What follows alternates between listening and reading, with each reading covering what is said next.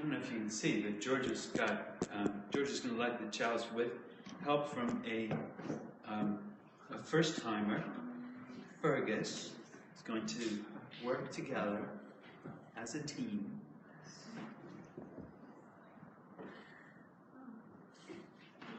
You see? Yes? You guys did it.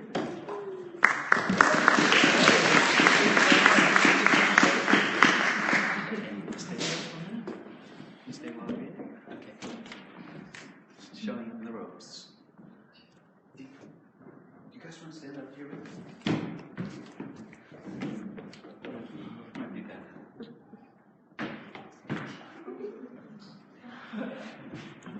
Great. Okay.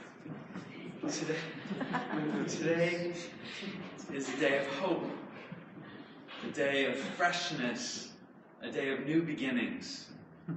As we gather today, a whole new chapter of our lives, individually and together, remains to be written.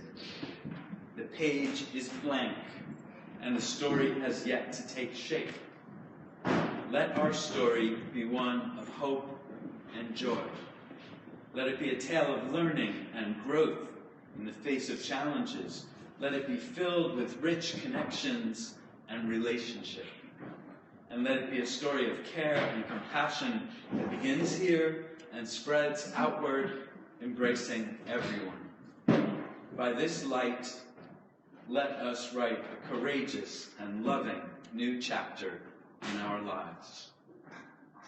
Thank you, guys. Welcome to safety.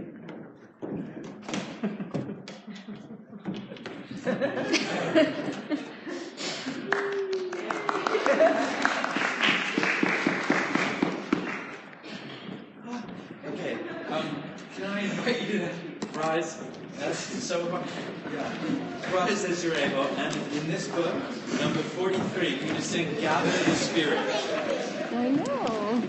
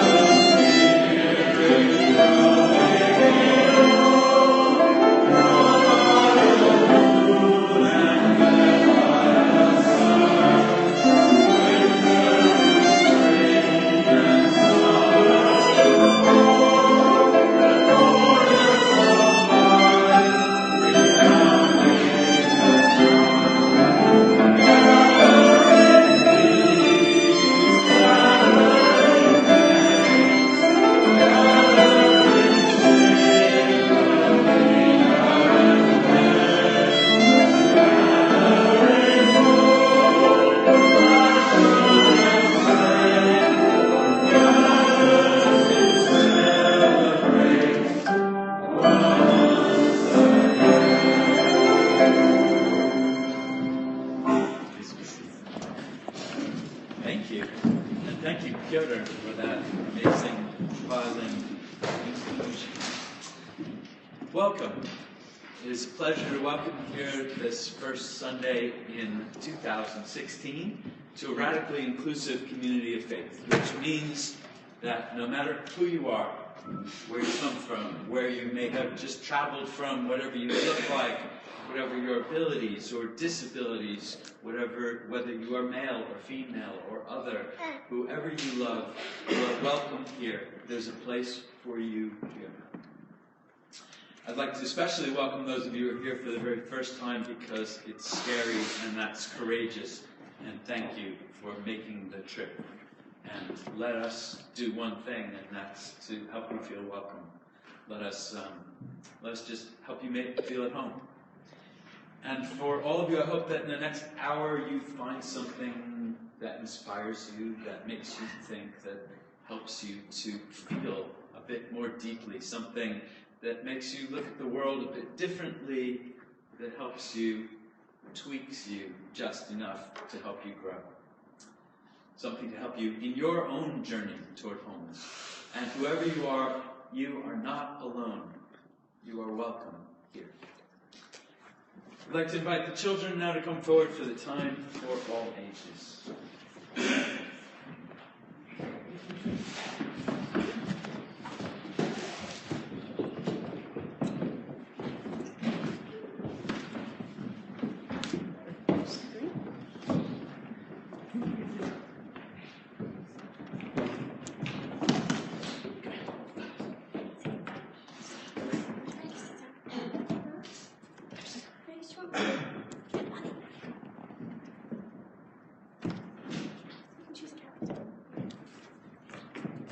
Happy New Year and good morning.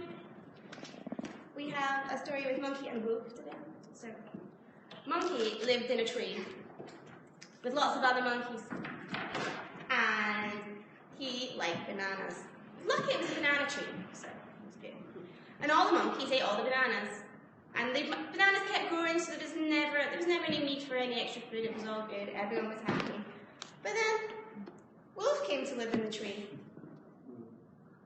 And the monkeys didn't really want to share the bananas with him at all because, well, he was a wolf and he was furry and he looked a bit funny and he had big teeth and he was a little bit scary, to be honest. I mean, the monkeys were a little bit scared of the wolf. Yeah. And they decided that he didn't even like bananas, so it was okay if they didn't share the bananas with him. He could find something else to eat. It would be okay. But one day, Wolf was really, really hungry because all there was to eat in this tree was bananas. And the poor wolf was really hungry and he thought, like, I really need some bananas, basically. So the wolf said to the monkey, Can I have some bananas, please? I don't know if there's any bananas for you. Please? But you're a wolf. Wolves don't eat bananas. That's just not right.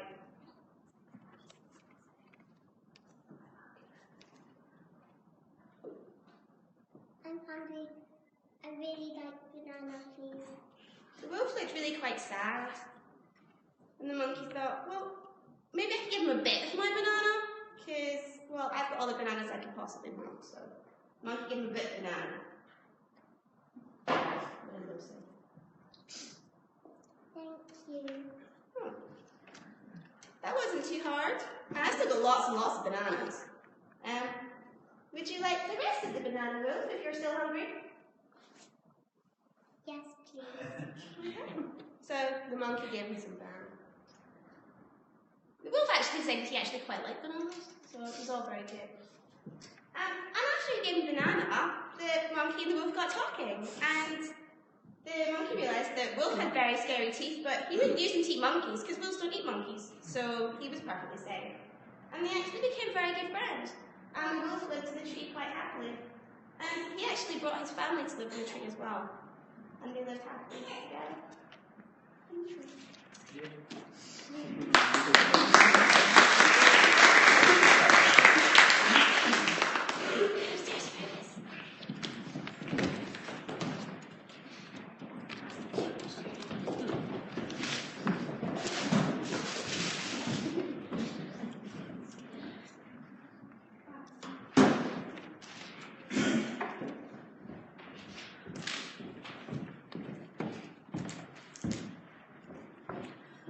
This is an excerpt from Justice and the Conscience, a sermon by Theodore Parker, published in 1853.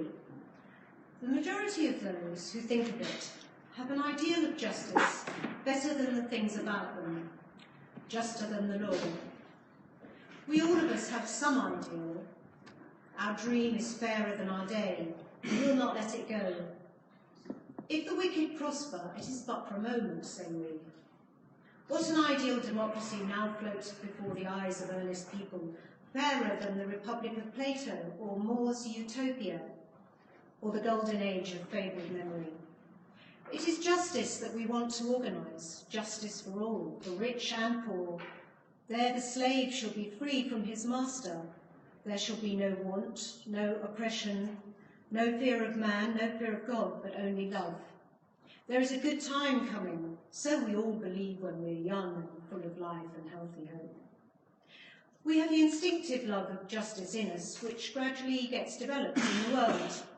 The ploughshare of justice is drawn through and through the field of the world, uprooting savage plants. Look at the facts of the world.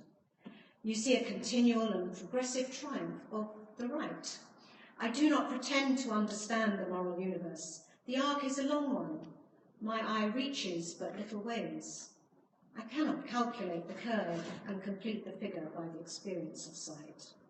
I can define it by conscience, but from what I see, I'm sure it bends towards justice.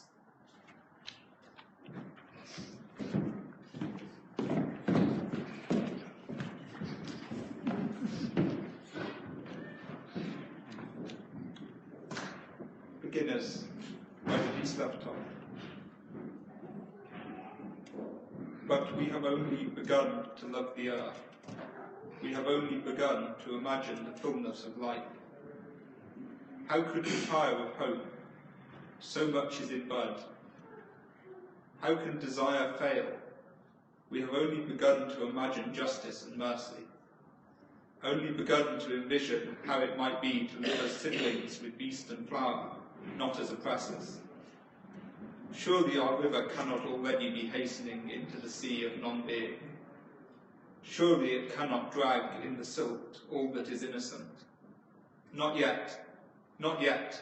There is too much broken that must be mended, too much hurt that we have done to each other that cannot yet be forgiven. We have only begun to know the power that is in us if we would join our solitudes in the communion of struggle. So much is unfolding that must complete its gesture. So much is in bud.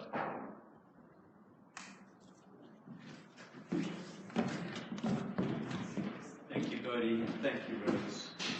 I'm going to invite you now to rise as you're able, and in the Purple Book, we're going to sing Justice for Persons, which is number 84.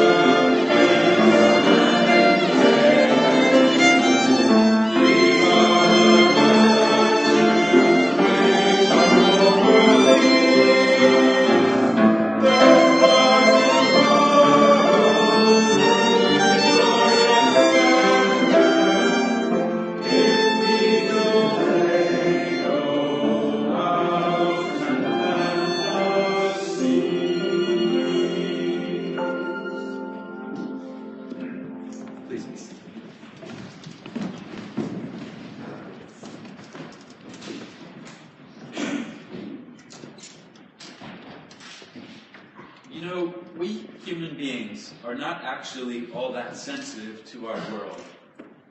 A dog's sense of smell is at least 1,000 times more acute than ours, and elephants can hear much better than we can.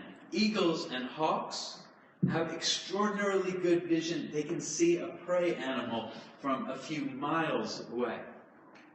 A catfish has taste buds all over its body.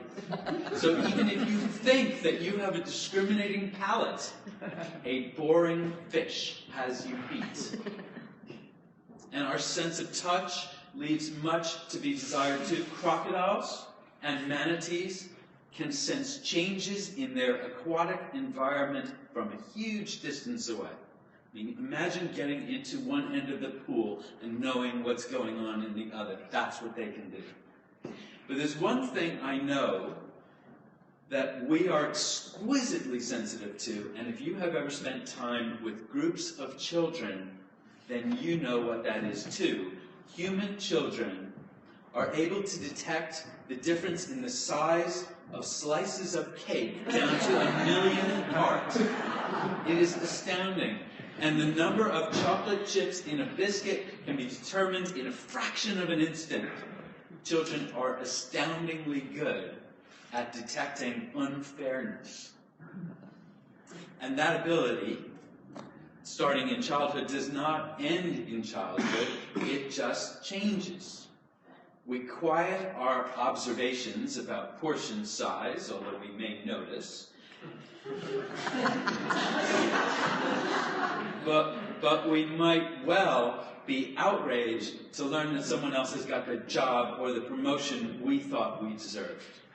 Or it might be a part in a play or a chorus or an orchestra that we tried out for. Whatever it is, it doesn't take much. I mean, if someone jumps a cue, we recognize the unfairness instantly. And it took me a while to learn what you're supposed to say in this country. Thanks. Right? That's like, I'm outraged. So, unfairness. And this simple response is natural, and it's an important part of our theme coming up for the next 3 months, which is justice. Over the next 3 months, we will talk about many different aspects of justice. We'll ask what justice is, how to be a just person, what we can do and what we shouldn't do. We'll look at different notions of justice and the different forms that injustice has taken over time, including the way it continues to play out today. But at its most basic, the quest for justice is the wish for fair treatment. We recognize that strong desire in ourselves, and through compassion, we begin to extend it to others. Fairness sounds simple, but not surprisingly, it becomes much more complicated. What really is fair, after all? Should the older child and larger child get the same slice of cake as the younger? Same size. Is that fair? Or maybe the slices should be adjusted proportionally to age. Is it fair to make it, say, 10 grams of cake per year? Or maybe it should be by height or body weight. Is it fair to be paid more for a job that requires hard physical labor or one that requires more training? Or is it the opposite that's true? Or is it fair that the market should decide? Is it fair, I ask, that tall people can more easily become basketball players? Shouldn't I have an equal opportunity to be a sports star despite being somewhat vertically challenged? Okay, but let's not overcomplicate justice. It is all too easy to be so thoughtful about this that we think ourselves into a position because it's hard or impossible to define justice once and for all time, we feel paralyzed, unable to do anything. And we'll have time over the next few months to talk and look at those ideas more carefully. But for now, we can recognize that we are easily able to identify some situations that are clearly unjust. Most of us will be certain that it is unjust for people to have different life opportunities solely because of the color of their skin, the wealth of their parents, their religion, their sex, their gender identity, or their sexual orientation. And these are all areas where injustice persists today. As we consider justice, I find it helpful and inspiring to look to the past, to those who have helped to bend that arc of the moral universe that Parker talks about more and more toward justice. And I've been involved in closely involved in only 2 Unitarian congregations. This one, and prior to that, First Parish in Lexington, Massachusetts. And both, because of my good fortune, were associated with towering figures in the struggle for justice. And here we know who that was, Mary Wollstonecraft, who sat in box number 19. And Mary broke new ground in insisting on equality for women through her writing and the way she lived her life. She is fairly considered the mother of feminism, and her spirit continues to inspire us to challenge oppression in its many forms today. And the Lexington congregation was the boyhood church home of Theodore Parker, a 19th century Unitarian minister. We heard Parker's voice in a reading, including these words, "I do not pretend to understand the moral universe. The arc is a long one. But from what I see, I am sure it bends toward justice." And Martin Luther King Jr. picked up this image in the American Civil Rights struggle in the 1960s, famously declaring, "The moral arc of the universe is long, but it bends toward justice." And that quote is one of 5 that Barack Obama had incorporated in the carpet of the Oval Office in the White House. And it's the only one of the 5 that did not originate with an American president. Theodore Parker was brilliant, and he was bold. Like Mary Wollstonecraft, he challenged the orthodoxies of his day. He challenged literal belief in supernaturalism of the Bible. But his greater challenge to his time was his opposition to slavery. When a law was enacted that required people in northern states to return escaped slaves to the South, Parker defied the law. He urged and he organized others to defy the law, and Parker himself sheltered fugitive slaves in his own home. He stood ready with a sword and a pistol, prepared to defend his guests from the authorities who might arrive to seize and return them to slavery.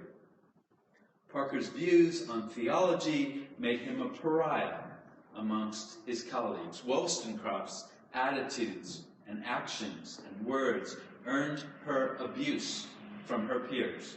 Parker's stance on justice put his life at risk. It is a natural reaction to fume at injustices opposed upon us and opposed upon our loved ones. But that response becomes weaker with both distance and difference. The further away someone is, the less we tend to react at injustices visited upon them, and our sympathy and anger rise least with people who are very different from us. Now, we may have the impression that some people in our society do not care about justice at all. And images come quickly to mind: a city banker walking by a homeless person sleeping rough without a second look and maybe even a sneer of disgust, or politicians cutting benefits for the poor while making it easier and easier for corporations and wealthy individuals. Many people who voice their opposition to welcoming refugees in Britain.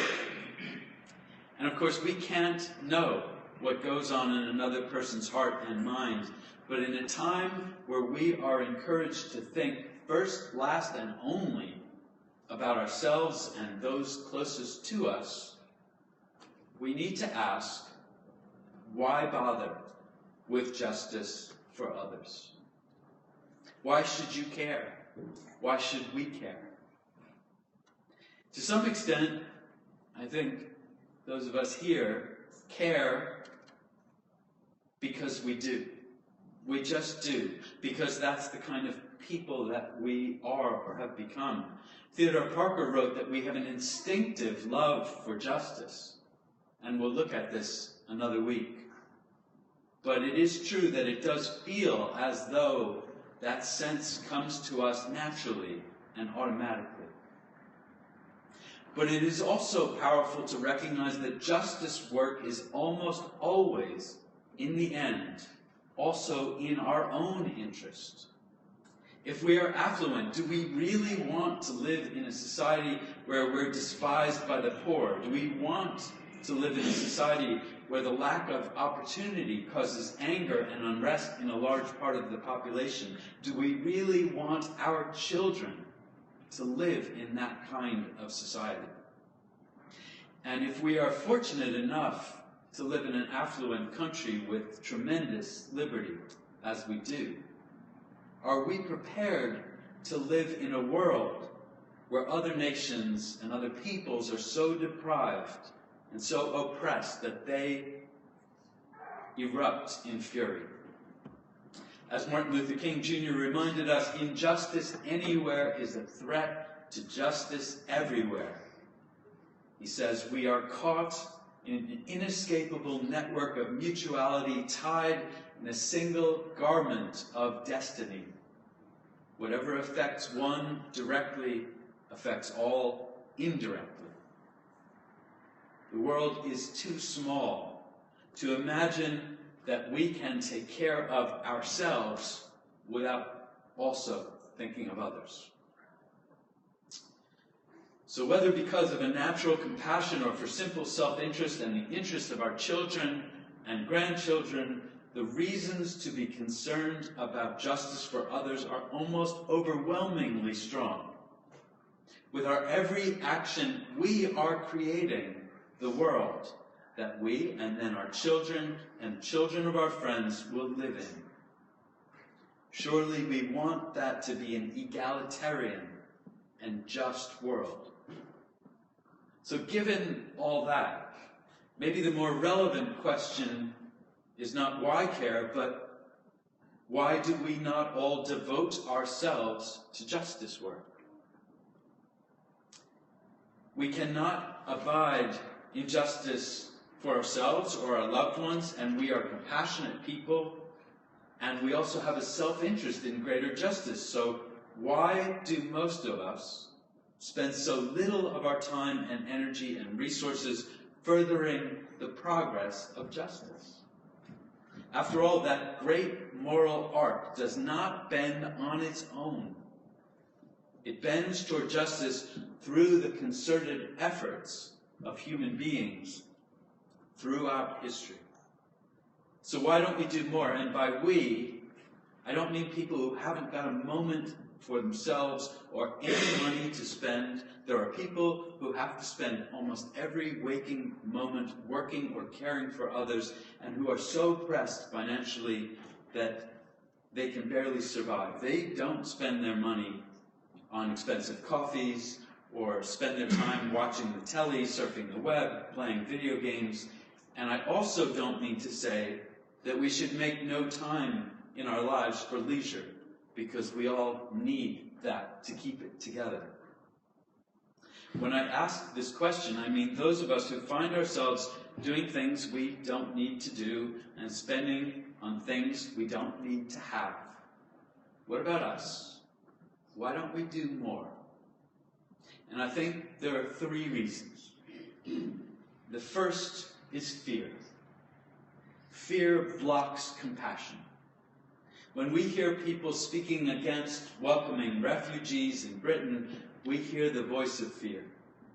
They are afraid for their personal safety because other fearful people have convinced them that most Muslims and Arabs are terrorists. They are afraid, too, that immigrants will take their jobs and increase their taxes. They are afraid that their country will no longer feel like their own. What looks to us as uncaring or even hateful is usually, at its heart, actually fear. The second reason we don't do more is that we feel powerless.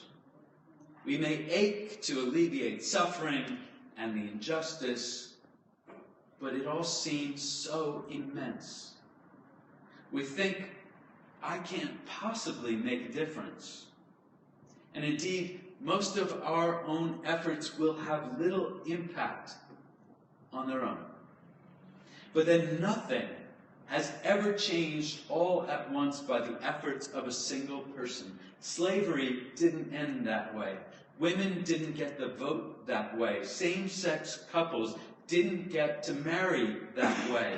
Every change has taken time and the small efforts of many, many people. Nearly 2,000 years ago, a Jewish sage called Rabbi Tarfon spoke to this common challenge. He said, "Do not be daunted by the enormity of the world's grief. Do justly now. Love mercy now. Walk humbly now. You are not obligated to complete the work, but neither are you free to abandon it." We need to remind ourselves again and again that none of us has great power alone, but all of us have great power together. And finally, the third reason, when we can get past the fear and get past the sense that we are powerless, that we can make a difference, we still find ourselves stymied. We come up against confusion. In part, this relates to the modern-day problem sometimes called the tyranny of choice. Imagine that you are hungry for some crisps. You go into the market and approach the shelf where the crisps are kept. But if you have entered a good-sized market, supermarket, a Tesco, a Sainsbury, what have you, you're confronted with some serious choices. What would you like? Well, there's always salted cheese and onion, or salt and vinegar, but what about sweet chili?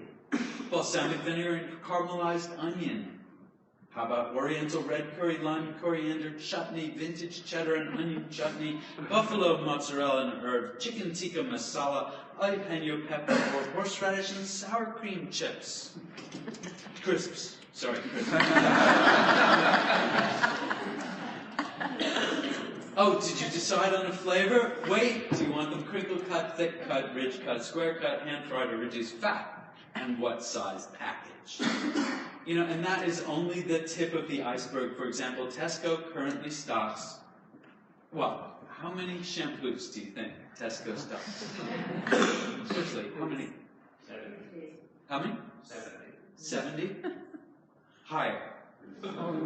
91. 91 kinds of shampoo. Toothpaste? 93 types of toothpaste. 115 kinds of household cleaners. Make a decision. Impossible. Too much choice paralyzes us. So when you are prepared to work for justice, what will you do?